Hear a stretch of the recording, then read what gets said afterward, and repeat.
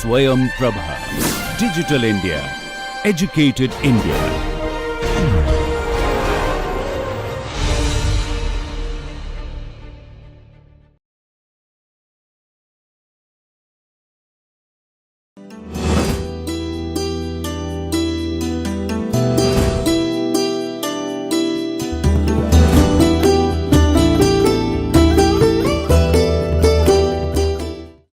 Hello friends, welcome back to this NPTEL course on education for sustainable development. So, in the last class we are discussing about education ESD for sustainable healthcare, and we have already discussed up to how to build an health grid, how to build the health grid and what is the health grid, that is. So, we will continue with that concept.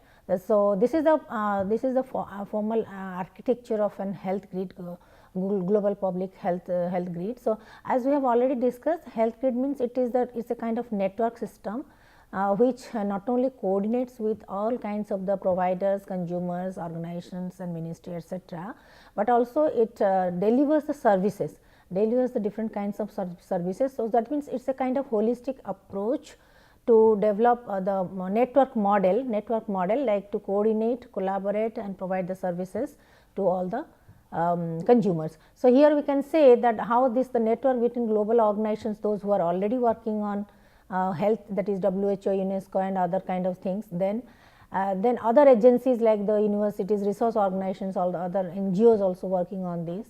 Then health ministry of the countries, that both at the central level, local, regional level, etc. Then health providers, those are the private organizations, private hospitals, the clinics and other kinds of consultancy services, the healthcare providers, and at the end the consumers. So, consumers like the individual consumers, then the consumer organizations and others like corporate, other group or team stakeholders, all kinds of.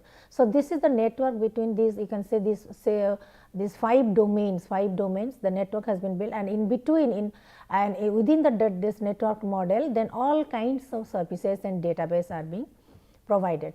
So, all kinds of services as well as the database network system has been provided in this, where not only you can get the all kinds of the medical data information, but also all information regarding the doctor services available, all kinds of analysis of the fast viewers data, case studies, and you can find out, you can explore anything to search the any kind of data and services. So, this is the kind of model that is called the global public health grid. So, for our country also this kind of grid must be there in our Ministry of Health, etc. Ministry of Health, both in the central government as well in the state government. So, this actually helps in coordinating and collaborating and taking the quick action when any kind of emergency takes place. So, National Digital Health Mission, that NHP 2020 we have already discussed about this. So, it is again it is the same kind, it is also based in that similar pattern of national health grid kind of. So, it is an integrated nationwide database of health service providers. So, this digital health mission is actually nationwide database for the health service providers, and not only it includes the care and patient consent management, etc., but it has an open application framework, API framework. So, here all the integration of the available data are available regarding the healthcare data processing, and primarily it has been done through the digital platform, that is cloud based technology, IoT, Internet of Things for medical data, healthcare, and then all kinds of healthcare innovations, healthcare strategies. So, it is based on primarily on AI, cloud based technology ecosystem and IoT. So, all these data has been integrated and made available to all kinds of stakeholders in the health platform.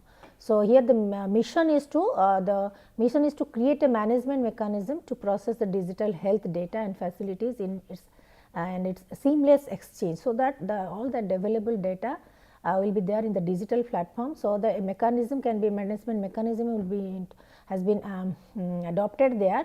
So, that is not the seamless processing of all kinds of digital data, health data, etc., but seamless service also. Promptly whoever wants to know everything and or have the data or search for any kind of thing. So, for consultancy, for clinical decision making for any kind of medicine, especially telemedicine. So that can be promptly procured from the database.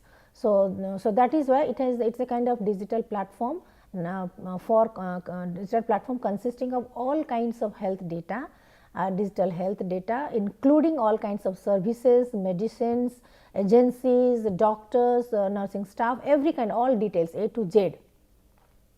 So it is, we can say again, but again this national health mission or the health grid, it should be evidence based, means case studies, some of the case studies are there, some of the operation cases are also there, some of the so it must be very transparent, it must be very efficient, and it must be based on evidence. So evidence based, so all the data are based on evidences and cases, and it's very transparent. It can be given, provided on demand with a seamless service, and it's very efficient for all future transactions, all future activities for the health ministry as well as the private hospitals. So now this COVID scenario actually it has given us it's a kind of emerging challenge. It has made us it has compelled us to face a kind of disaster, because it's in that chaotic situation. Not only we are falling short of the hospital beds, oxygen supply, and the special bed, at least beds for the COVID-19 patients. So it's actually created a kind of chaos. So not only it has created the chaos, but it has also taught us the lessons. So on the basis of this case study, that is done by Gautam et al. In 2021, it is found that the COVID-19 has placed an extra burden. So extra burden over already overstressed healthcare system, healthcare infrastructure, whatever existing healthcare infrastructure we are having now. It actually, not only in terms of staff, in terms of doctors, in terms of hospital beds, in terms of facilities, in terms of equipments, oxygen supply, medicine, all kinds of things, it has created havoc. It has created actually havoc and overstressed this healthcare infrastructure in our country. So at the same time, it also taught us a lesson. So now here you can see, this is the data about the COVID-19 patients, and this kind of all kinds of sanitization. That means health workers, they have been exhausted, over exhausted like anything. And these are the scenario, you can say, though, when the migrant workers, they were leaving the places from the Gujarat and some other places where they used to work, and they are moving towards, and that and for them the communication services, transport services were not sufficient. So how they were traveling by walking, simply walking, and how many deaths have been done, and how to put them in the quarantine. It was a very difficult phase in that India has already faced since 2020 to 2021, mid 2021. So these kind of things, actually it gives us a clear picture of how important is the health infrastructure, how important is the health system. So how we can be with the digital platform, how we can update ourselves so that we can be better prepared for our future. So here the implications, like all these COVID-19 cases has the implications, like all the Anganwadis. Government has already implemented the Anganwadis, Pradhan Mantri Matru Bandhana, that's Mother Maternal Care Yojana, then integrated ICDS schemes, then Poshan, that is food security, or Poshan Abhijan, etc. Planned coordination, but again a better and effective coordination, planned coordination among all the ministries, states, center, and different organizations working on this. It would be very, very important for us to move forward. So realistic database also, that means the realistic database, not the fake, but the realistic database of the population, those who are already suffering from the nutritional deficiency or health, that means our related, and the health infrastructure available in the rural areas, health related services, the exact picture of health related services, the shortcomings, the gaps.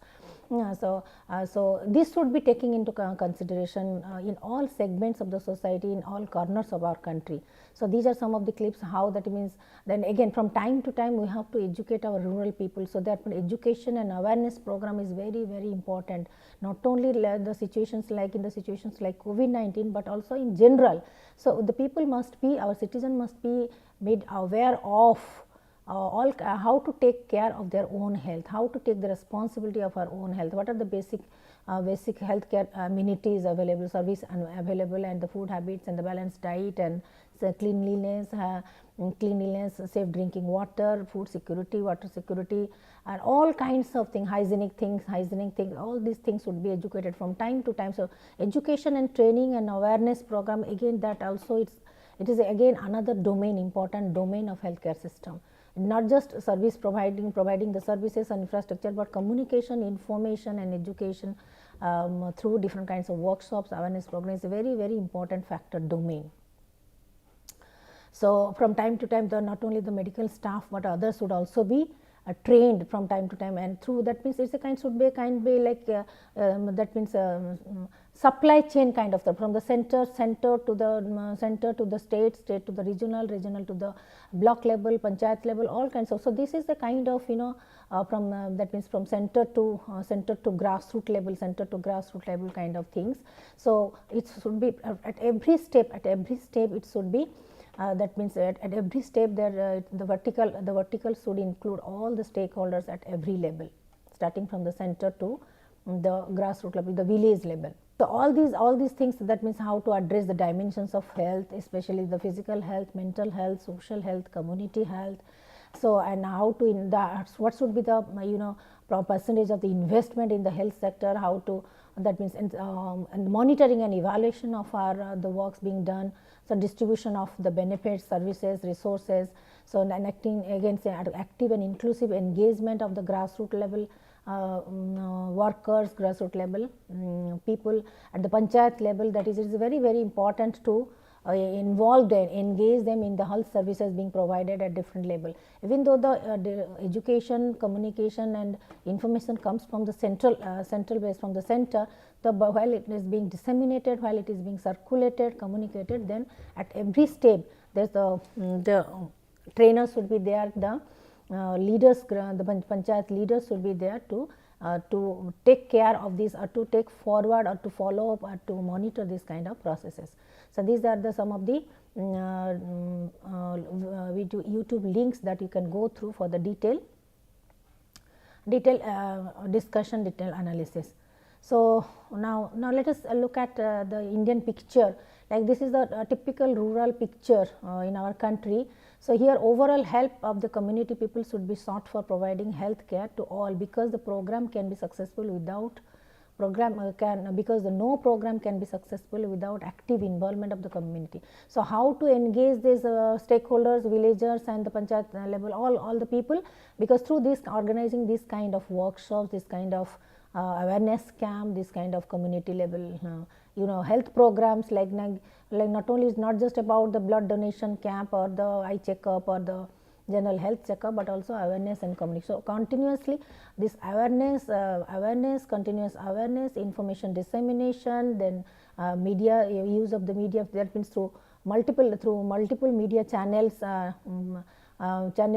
circulating the information, engaging. So, then just to my first thing is that through in education, information, communication, we have to remind them this that how crucial, how important this is, and to remind them and to that means again and again, so that they will be alert. So, to create that alertness, then after creating that alertness, how to again actually clarify their doubts and how to educate them through this kind of rigorous workshop and etc. So, for this another, that means for education and ESD and all kind of things, another setup, that is another setup of people are there who are for publicity, who are for advocacy, who are for counseling, who are for communication, who are for all kinds of that means you can say queries, all kinds of analysis of the first FAQs, or analyzing the questions, queries, doubts and all kinds of the information, that means they are seeking, the patients they are seeking for different kinds of disease services, doctor etc., all kinds A to Z. So, that is again that is that information, education and ESD cell, that is a very, very important, it's a most important dimension, it's most important component of our health grid, because only through sharing the information, disseminating the information, we can energize, we can engage our citizens, because as you know, most of our people, they are staying in the rural areas, remote areas. So, and how to bring them to the mainstream, how to that means how to provide them the access to have the access to good quality health services, good quality health care services and with the affordable cost. That is the biggest challenge for the National Health Mission. So again here we can say, along with this health grid, we can also introduce a sustainable quality improvement. This is again another strategy, that is sustainable quality improvement. That is it's an again continuous ongoing systematic effort to improve the patient care outcomes. So and the system's performance. So, even though we have developed this health grid and the important domains under it, including the information and communication and media, etc., but at the same time quality improvement. In every organization, when we talk about the quality check, quality improvement, similarly the sustainable quality improvement should also be an important part. So here that means it is based primarily on the practical framework, where again we provide the important aspects like ecological sustainability, that is the primary thing that we have already discussed. Adding social value, how it has a positive impact on the society, that is adding social value, how with increasing time, with increasing experience, with increasing days, how it adds value, social value, and its long term perspective, that is for the future. For the future, its perspective, the sustainable for the sustainable applications, implication in future. So this sustainable QI, quality improvement program, it has primarily 4 stages. It is based on the 4 stages. That is that means taking into 3 dimensions, taking into account the ecological sustainability, then your social impact, adding social values, and the long term perspective in terms of cost effectiveness and technology and services, everything.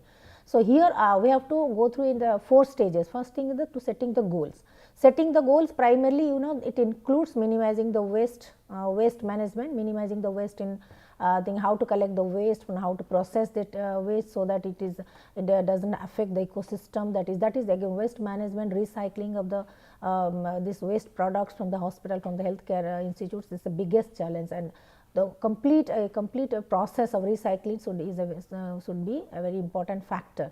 Then institution waste segregation system, it's the recycling, everything, that is the setting, that is the major first thing. Then comes to the then we have to study the system, and every system, every node, every joint, every point, there should be a feedback mechanism. There should be monitoring and evaluation thing, and the feedback mechanism from the feedbacks from all kinds of the stakeholders. Then we have to focus on design and improvement effort, that after getting the feedback, after evaluating the the effectiveness and efficiency, then we have to improve at every point. We have to improve it, improve and make effort to improve it in terms of quality, in terms of service, in terms of financial costs also. So then thereafter again from time to time, it's like just mapping our health services from time to time. So thereafter, and from time to time, maybe quarterly, maybe half yearly, so we have to measure its impact also. Suppose we have adopted a new strategy, and we have introduced some kind of new measures for the quality improvement in sustainable health care. So then we have to again measure it, map it from time to time. So here again, therefore the key difference here is that the patient empowerment, self care, lean services, and low carbon alternatives, all these are the crucial issues. Now recently I can give an example of that is in Bhubaneswar, that is Swayam hospital was there. But after the CEO, after another CEO has taken up, Dr. S. Das, Dasha Mr. some lady has taken over the charge of this hospital, and she is from the psychology background, and she did her research only patient care system, and she has completely renovated the whole system, health system of that hospital, and it has been named as the it has been renamed as ultimate care, something like that, with a new face, new look and new system. So this kind of, so it primarily also depends on the leadership. So we mostly the professionals, actually hospital management, they give focus more on medicine, more on doctor, more on staffs, etc. kind of thing. But they, that means they miss of often so many critical and crucial things like the patient care system. Patient care, not only the OT facilities and etc. Patient care, that means especially in the interpersonal, that interpersonal communication, care, service care and service providing to not only the patient, but to their caretakers as well. So, because they they from time to time they need to be communicated, updated regarding updated about their patient's health, etc. So, that communication, rapport building, that concern, that empathy, that social, that means social, you can say social relationship, that is also very important factor, because it is a major factor, is an emotional factor, it's emotional attributes. So, along with our all kinds of professional things, as well as the facilities like infrastructure, all kinds of things, even then so this emotional component, this service, that is service which is primarily based on emotional bonding, interpersonal relations, is very important. So, along with these concepts like minimizing the carbon footprint, then that means all kinds of the that means recycling process, ecological thing, measuring all kinds of impact, environmental impact, social values, social impact and economical impact, also economical, financial cost, effectiveness, everything. But at the same time, this is the emotional aspect of this healthcare service is very important.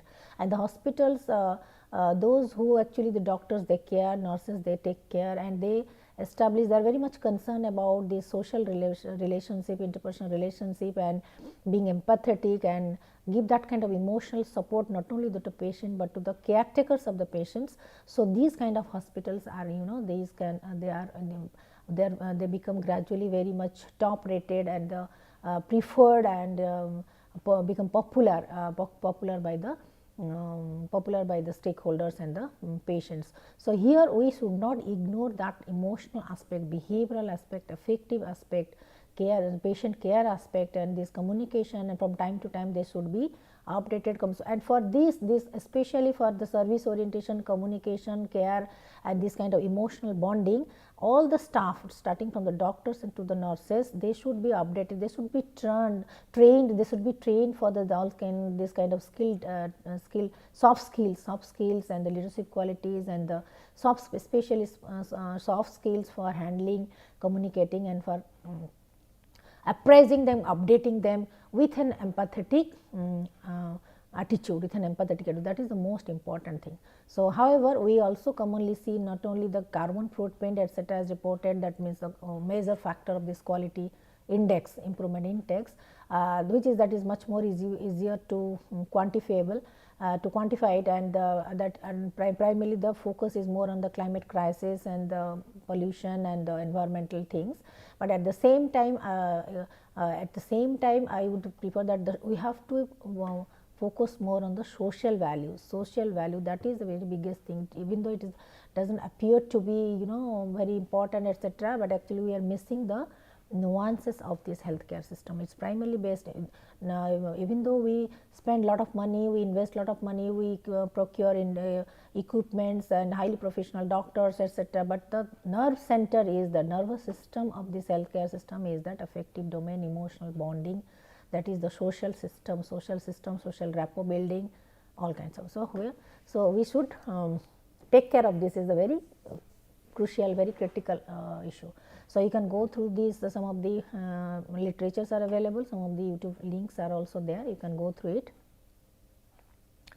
So, that we have whatever we are discussing about efficiency and effectiveness of healthcare provisions are also. So, how to enhance the efficiency and effectiveness healthcare provision through the different, we can also adopt some of the community or home based models are already available.